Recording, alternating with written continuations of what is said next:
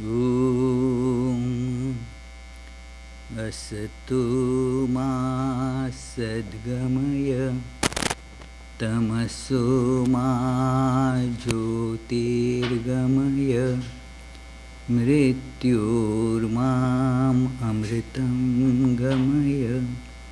Om Shanti Shanti Shanti. Lead us from the unreal to the real, from darkness of ignorance to light of knowledge, and from death to immortality. Peace, peace, peace be unto all.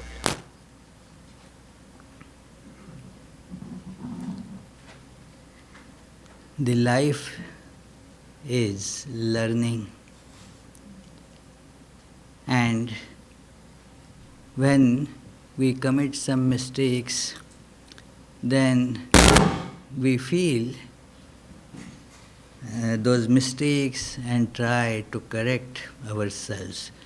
Let us try today to see how this process works, what are the salient features in this idea of learning, who needs to learn, and where this learning actually finally culminates. We shall try to look at these things in brief. And because this is quite a broad theme and we have very short time, so I have decided to take help of PowerPoint. So the traffic can have two lanes, one through the ears and another through the eyes. So the things can move somewhat faster. So you see the slide there that somebody is climbing the stairs, climbing the ladder, and is falling. So as the person falls, what happens? A mistake is committed, and thus tries to get over it.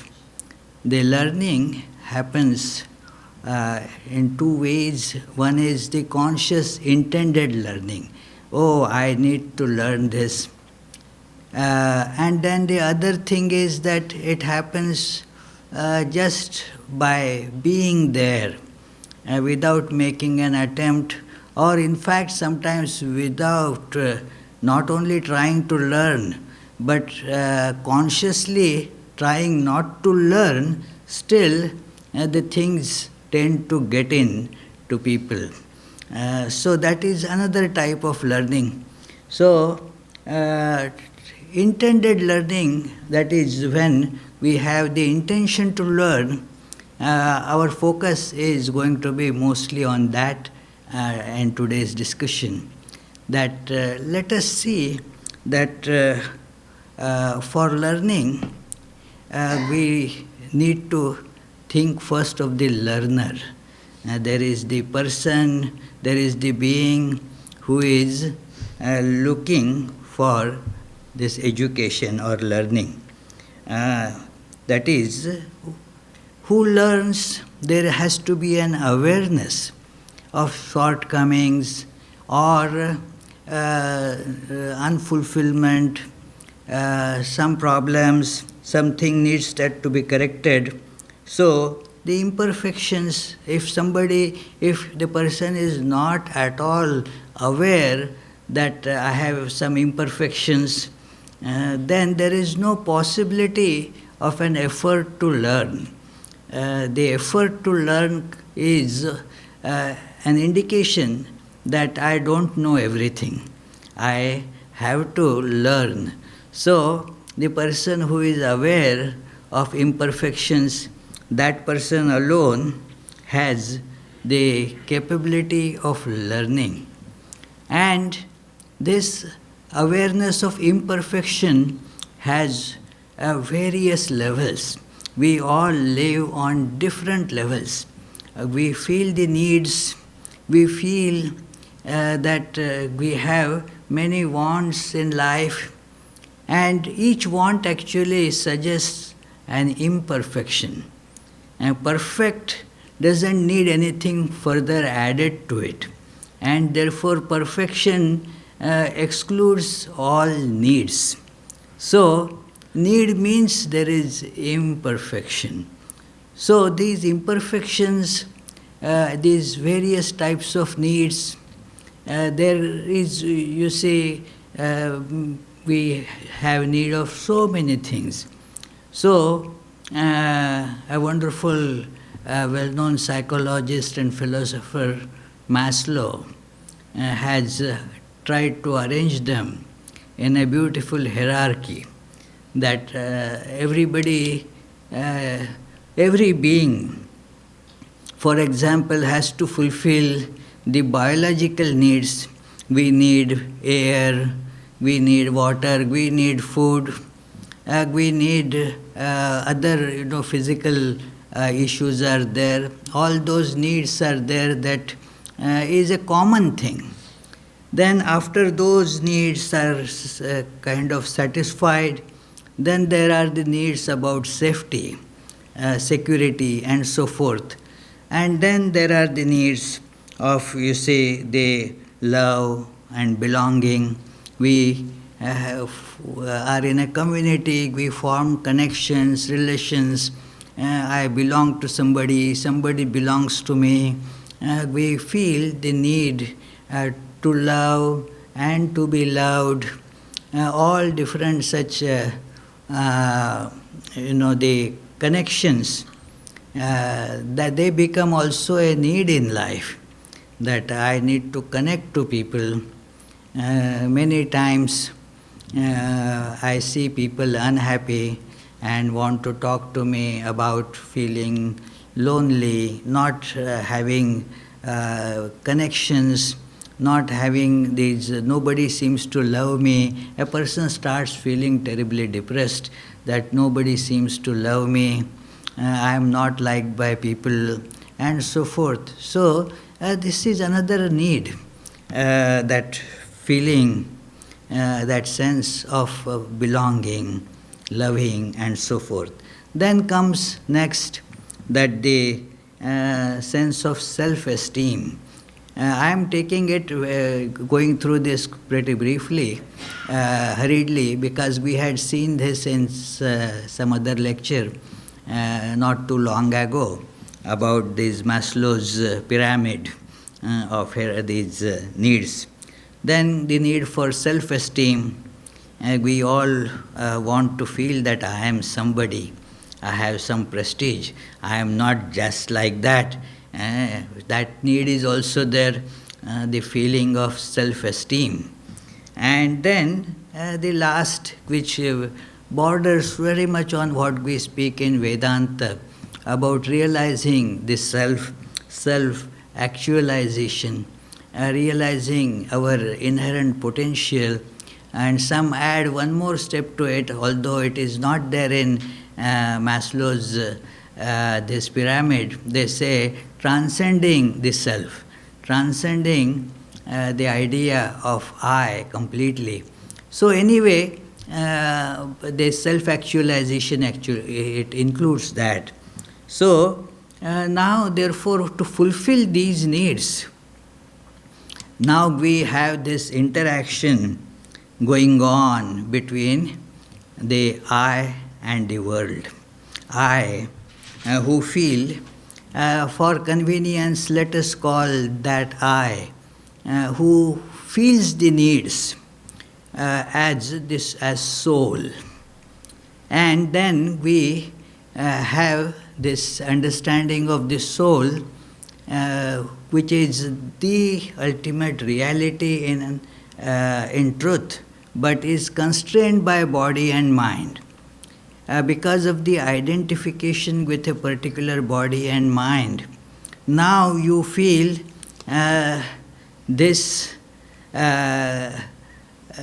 awareness is commonly seen in everyone, I and the world. Something is I and something is world. All our actions, all our thinking, all take for granted this division. between I and the world. Think, can we do anything? Can we even think of anything without this division, I and the world? And Shankaracharya, therefore, in his introductory commentary on Brahma Sutras, or what are called also the Vedanta Sutras, these aphorisms, they bring in the gist of Vedanta philosophy. On these, the introductory commentary on these begins with this division, that I and the world, I and you, all our actions depend on these, the perception of these two. And the perception is kind of mixed. We are not sure what is I and what is not I. What appears to be not I tends to become I, and what is I am calling I, after a while may become not I. Like I consider these nails as I, it is part of me, the hair, I. But when I cut the hair, then I don't consider it I. If somebody pulls my hair when they are on the head, then I would say, why are you pulling me? It is I. But then that is cut, and if it is there, I want to quickly put it in the trash.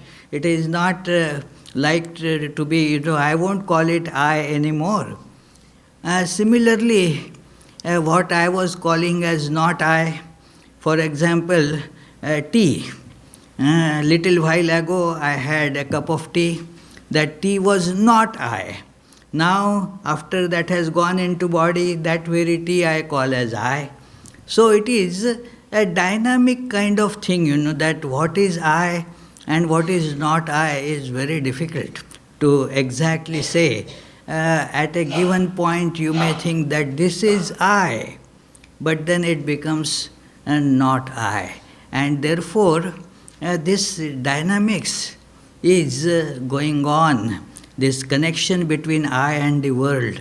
These interactions are of the type that, that I want something from the world.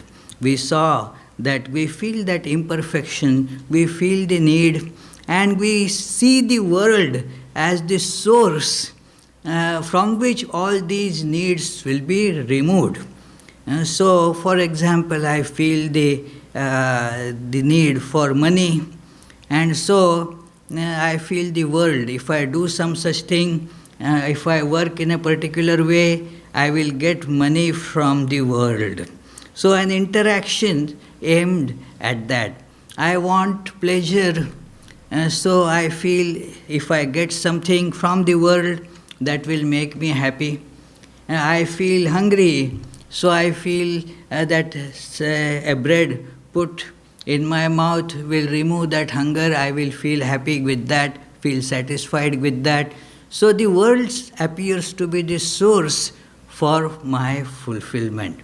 And the interaction therefore goes on, and the instrument of this interaction is what is called the body-mind complex. You can see in this that there is the outer world. This is just for understanding. Do not take these pictures to be giving actual presentations, or this is I and then it is a round around it. That is not that. It is just for understanding, explanation, that the soul has these instruments. Like you all, most of you have computers these days, you work with computers. So your computer has hardware and software. So we work through what is called this machine, this computer.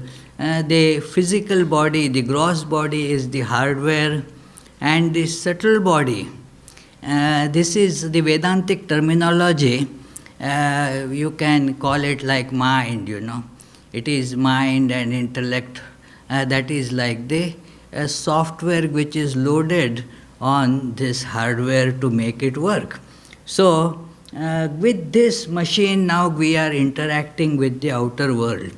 And it is, we have that learning is happening only when you know that it is that I am in ignorance, then only I have the need for learning. If I am all knower, then there is no need for any education, any learning. It is I am ignorant.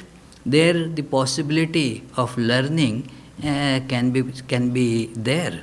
So, and this sign of this ignorance is this fictitious. I am using this word conscientiously. Fictitious division between I and the world. There is actually no division. This is an important thesis of all religions, that there is one reality, God. God is the only reality. You can call it self or God. That is the one reality. And non-perception of that oneness creates this fictitious division, I and the world, like a line is drawn. On the ocean you see so many waves. It appears that the ocean is divided into so many waves. But does the ocean really get divided? It doesn't get divided by the waves. Waves, they are rising and falling. They do not divide the ocean. So just think of this as the ocean of existence. One can meditate on this, that we are all like waves in the ocean of existence. Try to meditate for a second or a minute, that we are all waves in the ocean of existence, rising and falling, rising from the ocean, staying as wave but right in the ocean, and merging back again in the ocean. That ocean is our true nature, our reality, our existence. In that ocean is the source of all that we want. And therefore, we actually, when we seek something from the world, that seeking is not going to be completely fulfilled. We are not going to get what we are seeking. And therefore, you see this interaction that I seek from the world, and with the instrument of subtle and gross body, all these that Maslow has mentioned, that I think that the world will provide me all my biological needs. The world will provide me the safety. I feel insecure, so from the world I collect maybe like weapons, or maybe I will build a house, or things that will grant me safety. Then we also see that the world, I will find somebody with whom I can connect my heart, and then we will get connected, we will become friends, and so forth, the sense of love, belonging, and so forth. That is how we see that we have the idea of family, that yes, we are together, we are family. In fact, the word used is many this thing in this context. We go there, we like these things, we have this kind of a house. It is that idea of being together, we. So that sense of belonging, and then the sense of self-esteem. We need it from the world. It is, we do not see our own, that self-esteem. Unless somebody else recognizes, I don't feel satisfied with it. Only if I say to myself, hey, you give lectures very nicely, it doesn't make much sense. If if Teresa comes and says, oh Swami, you give good lecture, then okay. So that sense of esteem also we derive from the world. Somebody else has to acknowledge that I am a great person in some respect or the other. I may not be greatest, but then, yes, I have my unique place in the world. So that sense of esteem. And also, as human beings, this applies actually to human beings, especially the last couple of those needs in the hierarchy. They apply to human beings specially. For example, we don't see in the animal world much fight over prestige or esteem. They have fights over who gets the food and all that. For food, everybody has fight, human beings as well as animals. But then animals generally do not fight over who is going to become president of the animal association and such things.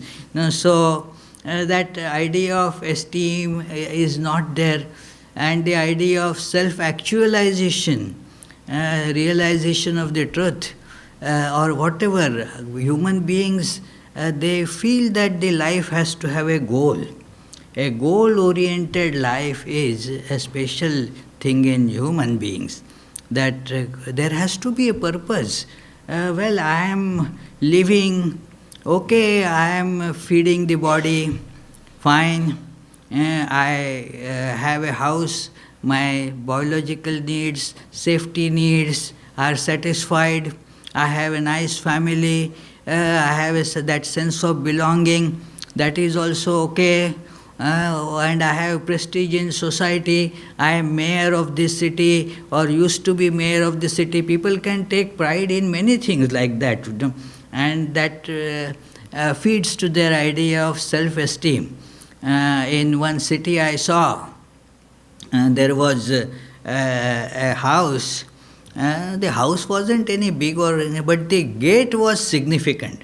That house had a gate, and then on that gate, in big letters, the name of the person who lives in that house or to whom the house belongs was there, and under that was written X, some official post, ex-assistant mayor of the city or something like that.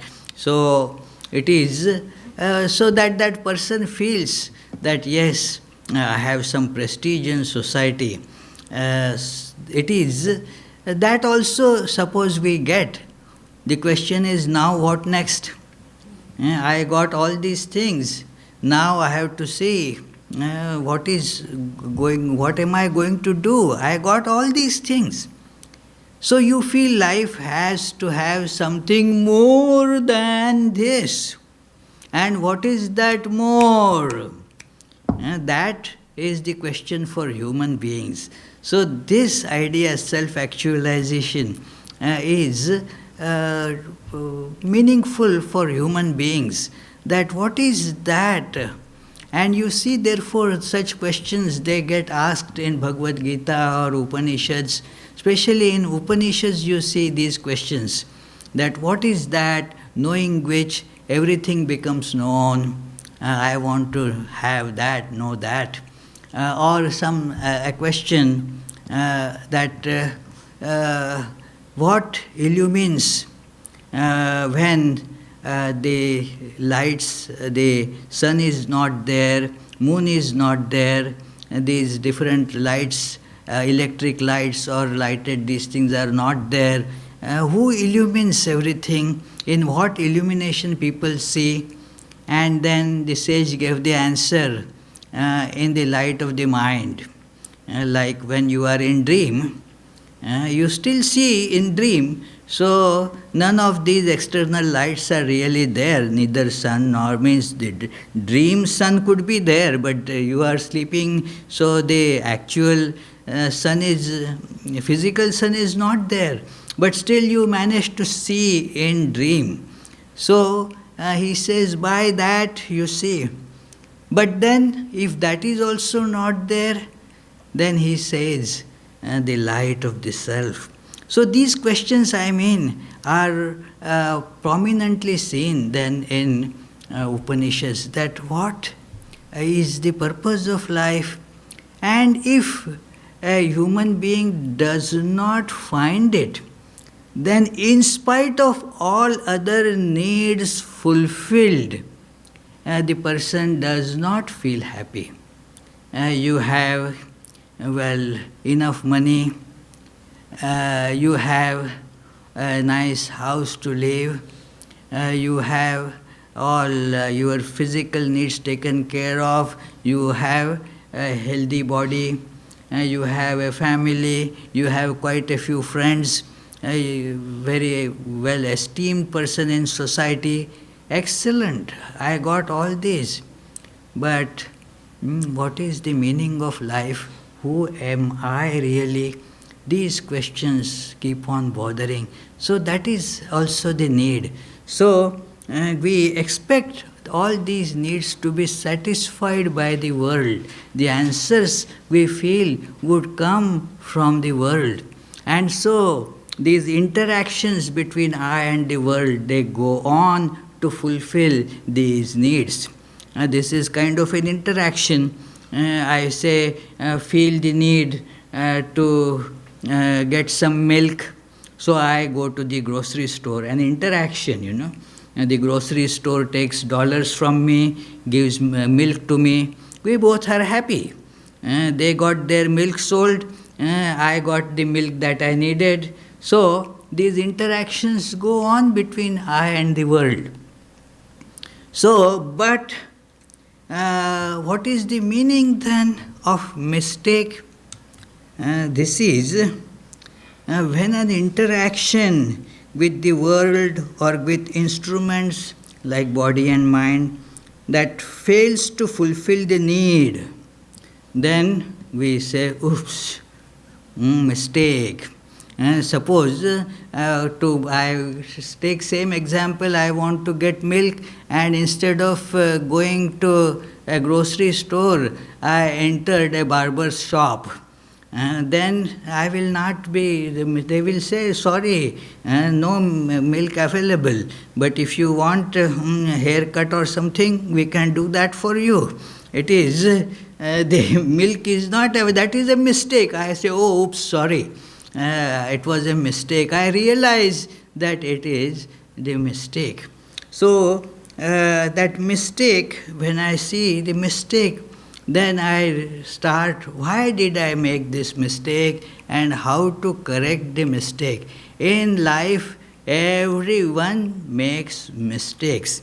The mistake has a very important role in the mechanism of learning. If nobody makes a mistake, if somebody doesn't make any mistake, then the person doesn't learn also. Mistakes are necessary for the process of learning to go on. It is, I still remember, I had mentioned it in one earlier lecture sometimes, that we were having a symposium, and many young people were speaking in that about developing personality and so forth. And there was one a professor was there. He said, yes, I encourage you all that don't get afraid, don't feel afraid of mistakes, don't feel afraid of making mistakes. It's all right, go ahead. Even if you make mistakes, that mistake will tell you how to correct yourself. So, If you are scared of making mistakes, then you will not progress at all. And then I made a remark there that if you have not made any mistake in life, well, that is the mistake you have made. That it is not of not making any mistake, because you have no chance of now improving. One has to see the potential of learning in the mistakes. When a little child learns how to walk, falls a few times, and every time the child falls, gets a signal that how should I put my feet so that I will not fall. Every fall is a mechanism of learning going on there. If the child says to him, no, I am afraid of falling, I will never walk, then you will never walk. That will be the result. It is the falling, making mistakes, that has this tremendous potential of learning. So let us make use of this potential. Having the potential and making use of it are not the same thing. We may make mistakes and still may not learn from those mistakes. So this is an important distinction. Making mistakes and learning from the mistakes is not the same thing. One can keep on making mistake and may keep on repeating the same mistake, but may not learn. Like the story I had told, that a man, his friend came to see him and asked, well, why this ear is burnt? And then he said, early morning today, the phone rang. I was not awake as such, kind of still dozing, so instead of picking up the phone, I picked the hot iron and put to my ear. Oh, and so that is why. And the friend asked, but what about the other ear? Oh, that stupid fellow called again, So, it is. So, repeating the mistake. So, first mistake should have taught that, but we don't learn always by just making it once. And so, we keep on repeating the mistake, yet there is no learning that happens. So, it is also there is another reason that we do, because of which we do not learn from the mistakes. Here we should see how the psychology works there. That a mistake, it is an experience. The mistake forms an impression. Every experience forms an impression on us. Making a mistake, that also has formed an impression. And what is an impression? It has the propensity to repeat itself. That is the impression. It is like a seed. Like a seed has the propensity to sprout and become gradually the same tree. So similarly, when an action is performed or an experience is gone through, we feel that it is gone. No, it is not gone. It has left a seed. Every experience gets microprocessed and stays with us to again manifest. So, this making mistake is an experience, and it has the potential that we may commit the same mistake again.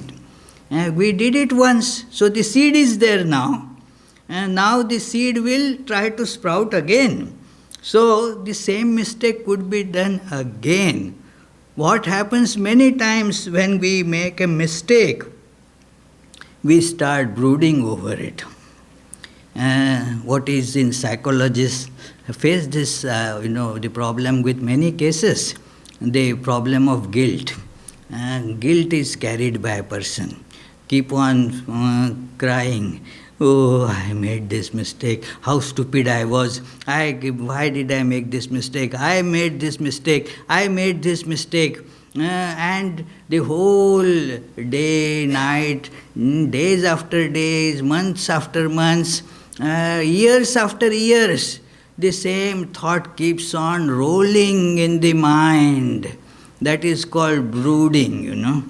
And what is essentially happening in this brooding? Why this brooding should not be done? Firstly, of course, it doesn't help learning. Secondly, and more important reason for not brooding is that it becomes meditation on the mistake. And whatever we meditate on becomes strong in our personality. If we meditate on God, God becomes strong in our personality. If we meditate something good, that becomes prominent in us. If we meditate on compassion, life will become compassionate. If we meditate on peace, the peace will become prominent in life. So by the same rule, if we meditate on mistake, what becomes big in life? That very mistake. That repenting, therefore, has this drawback. If I repent in the sense of, again and again saying that I did this bad thing, if I repent, repenting actually leads to repetition. Because you are not consciously wanting to do it, but because one meditates on it, that happens. That it is, you did not want that seed to come up, but then you were watering it.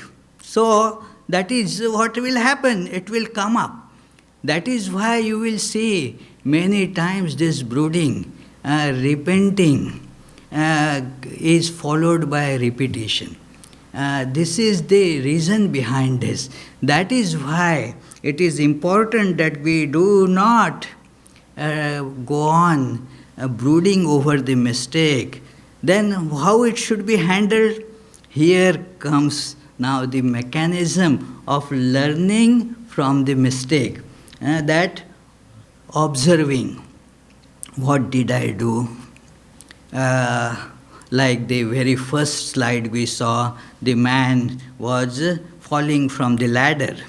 Now the person thinks, I did not put the ladder to a right support, or I was not paying attention while climbing, I did not step my foot correctly.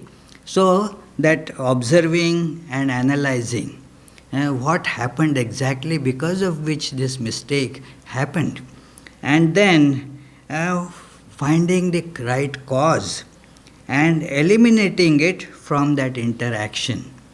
So this will make us learn that, that was the mistake I made. This is why. And how do I learn that? As we saw in the last slide, the result. I was expecting some result. I was performing this interaction. I was doing this action to get the expected result from that action. That it is like I was using the key to open a lock. And then it is obvious we all do that use the key to open the lock. The lock was not opening. And then I saw, I thought, this is not probably the right key. I look, it is not this key. Let me find out the right key. And then I find the right key and the lock opens. So this observing, thinking about it and eliminating the cause, then I will get the expected result. Because the cause and the effect, they are connected. Right? Exact cause, the effect will have to be there. If I am not getting the desired effect, means the cause is not right. And so if I put in the right cause, the expected result will have to be there. And so this is how the learning process takes place, that it is. And then you see that all this, our learning is based on these two. Swami Vivekananda mentions this in a couple of places or more. Very important idea that what happens, how do we learn? It is the process of analyzing and generalization. We analyze and then generalize. That becomes a law. That I see, for example, that it is raining and there are clouds. Once I saw that, then I understood that clouds and rains must have connection. Again I saw the same thing. I saw the rains, and then, wow, again there are clouds, rain and clouds. 3 times, 4 times, 5 times. And I never saw, so many times I saw the rains, never saw the rains without clouds.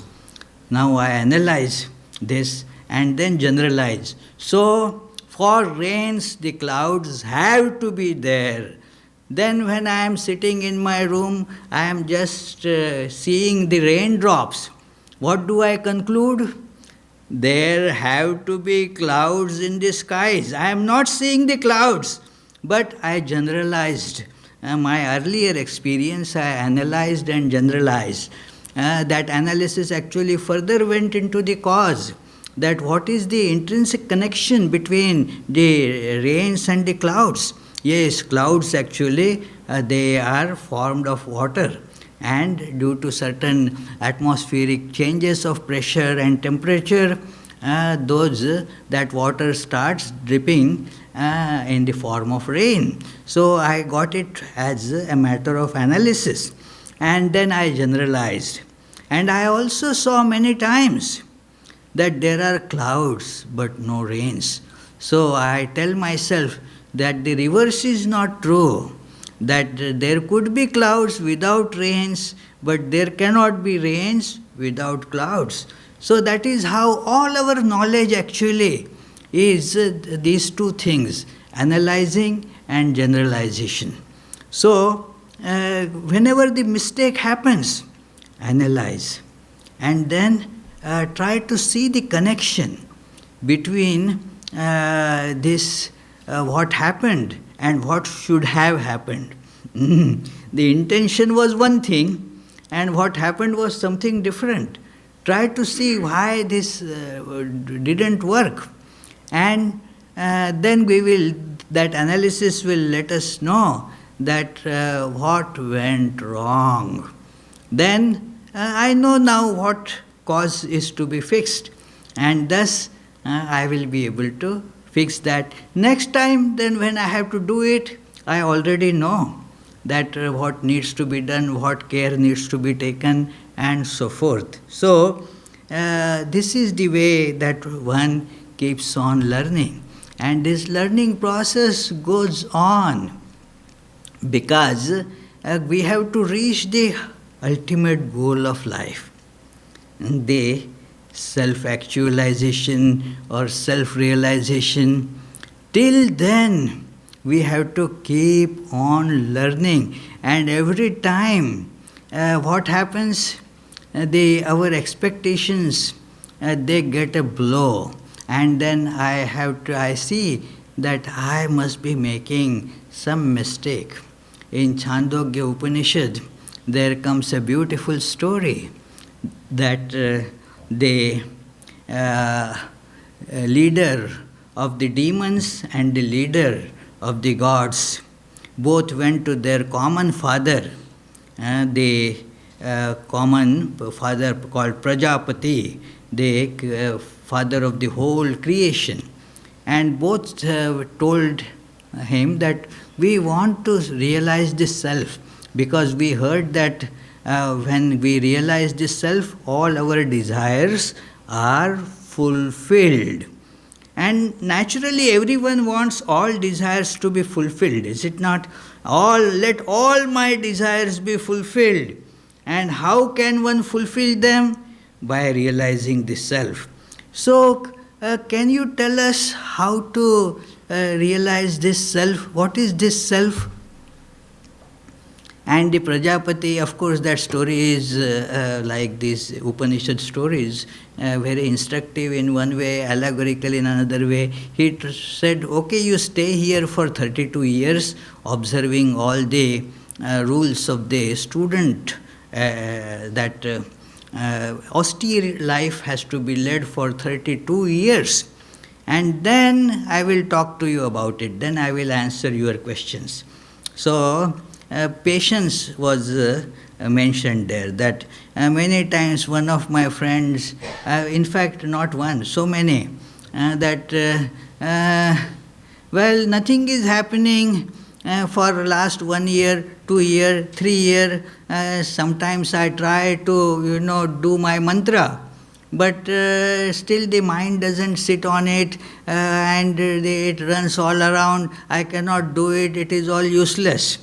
I am not made for it, it seems. But actually, the problem is that we have to have that patience. Continue patiently.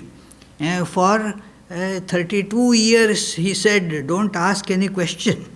Then after that, he kind of told, I am kind of fast forwarding the story, you don't have time to stay here for 32 years. So, it is, then he kind of told them that, yes, what you see, that is the self. So they thought that it is, the body is the self, and they started going. The leader of the demons, he went and told, he was quite satisfied with the answer that we are this body is the self, and therefore, for the aggrandizement of the body we must live. That is the goal of life, and that's it, there is nothing beyond. So, the Upanishad says people who consider the body to be this end all of everything, then they are the descendants of that demon, because they think like that. The leader of the gods, on the way he started thinking, well, this body changes, it perishes. How can it be the imperishable self? I don't see much stuff in this answer. I can't be satisfied with this kind of answer. Let me go and ask again. Again he asks. Then again the Prajapati told, well, I will answer you, but 32 years more, You have to practice austerities for 32 years more.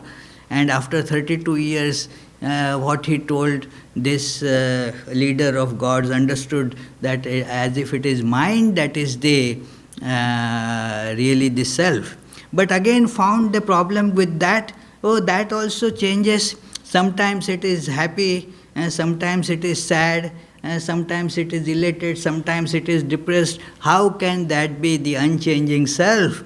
And so again comes back till he reaches that supreme knowledge after 105 years. We have to keep on moving towards the goal. As Swami Vivekananda says, that arise, awake, stop not till the goal is reached. And then this is very beautifully depicted in this story in Mundak Upanishad.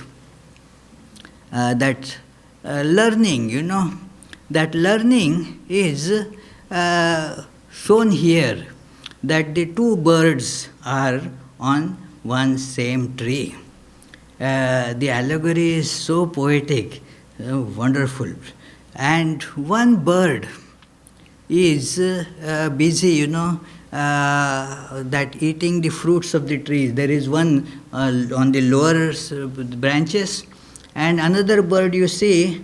Is the picture big enough for you? Can you see a bird? A bird is on the top, another bird is in the branches down there.